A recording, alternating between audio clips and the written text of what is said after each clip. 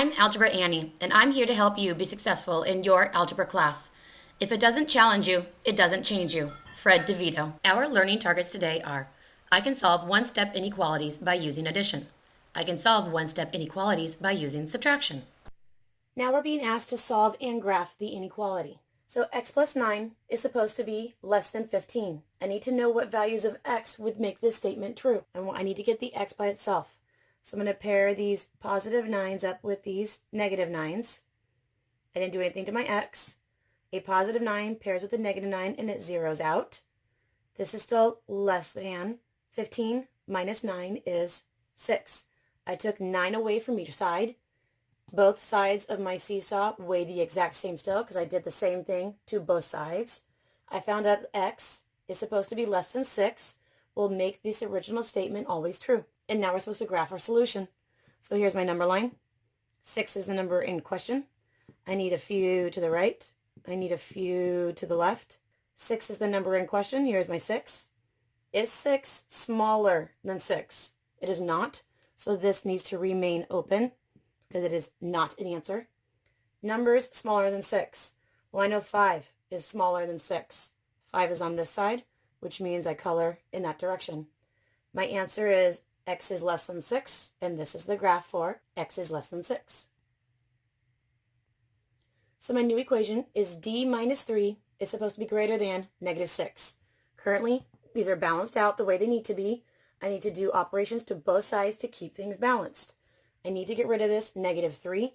You pair it with a positive 3. Negative 3 paired to the positive 3 zeroes out, which meant my d was all by itself.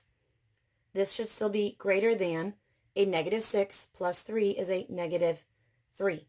So you're telling me if I chose numbers that were greater than negative 3, it would have made this original statement true. So what does this look like on a graph? Negative 3 is the number in question. I need a few to the right, and I need a few to the left. Negative 3 is the number in question, so here's negative 3. Is negative 3 greater than negative 3? It is not, so this needs to remain open because it is not an answer. I need a number bigger than negative 3. Well, I know 0 is bigger than negative 3. 0 would have been over here, so that means I shade my graph that direction. So my answer is d is greater than negative 3, and this is the graph for d is greater than negative 3. This is our new problem. I need to solve for n, which means this negative 0.4 needs to be paired with a 0.4. 0.7 plus 0.4 is a 1.1. The symbol was greater than or equal to. I didn't do anything to my n. A negative 0.4 pairs with a positive 0.4, and it turns to 0. So 1.1 is supposed to be larger than or equal to all of my numbers. Some students have a very hard time reading and graphing this. So I want to flip-flop it.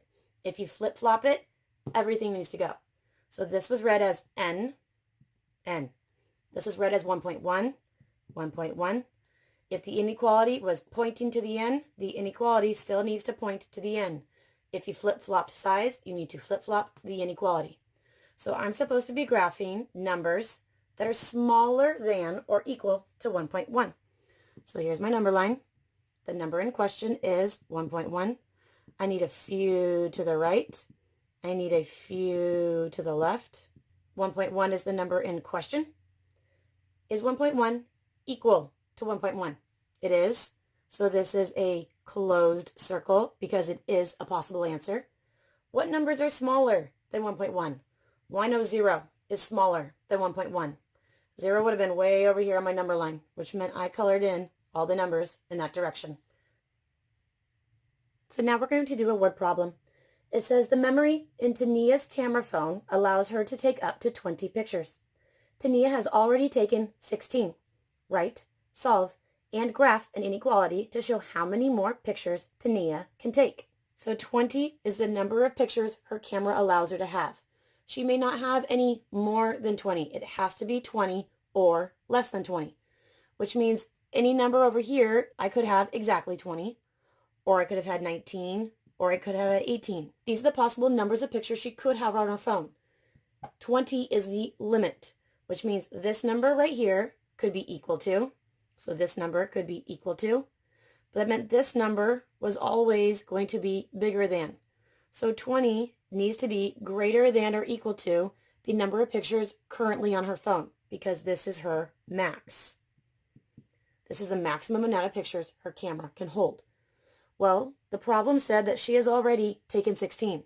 So she's already taken 16, and now she's going to take a few more pictures.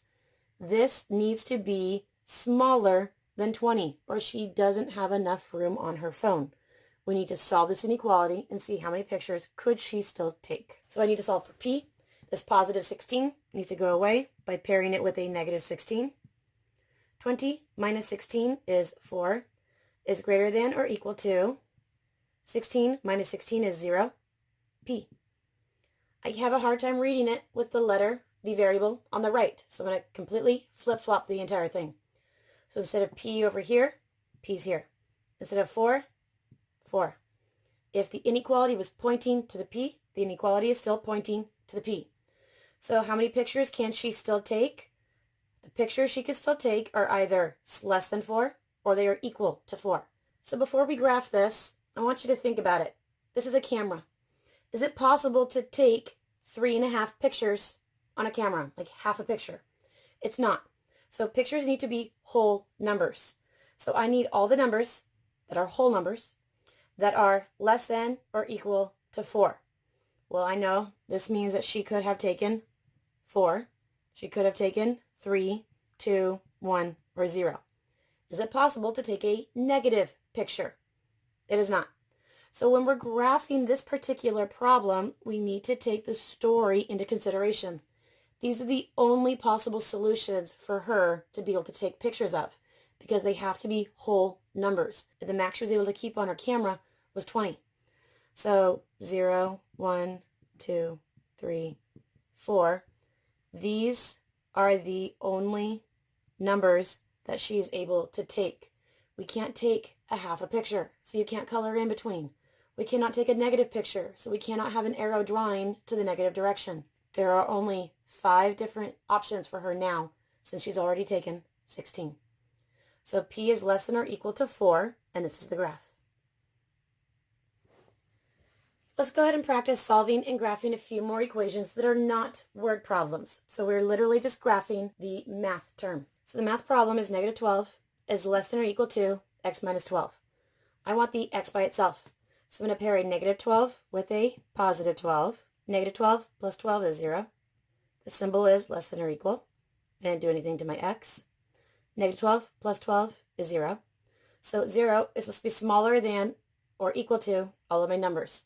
I have a hard time graphing this, so I'm going to completely flip-flop the entire problem. X, X, 0, 0. Inequality pointing to the 0, inequality pointing to the 0. I completely flip-flop the sides, which means I need to completely flip-flop the inequality. So we do not have a word problem. We are just going to graph this statement. So I need all the numbers related to 0, few to the right, a few to the left. 0 is equal to 0, which meant this is a closed circle.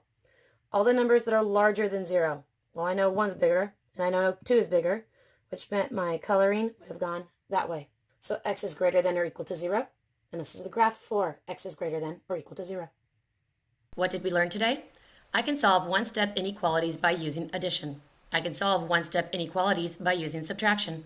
And I look forward to seeing you tomorrow in class.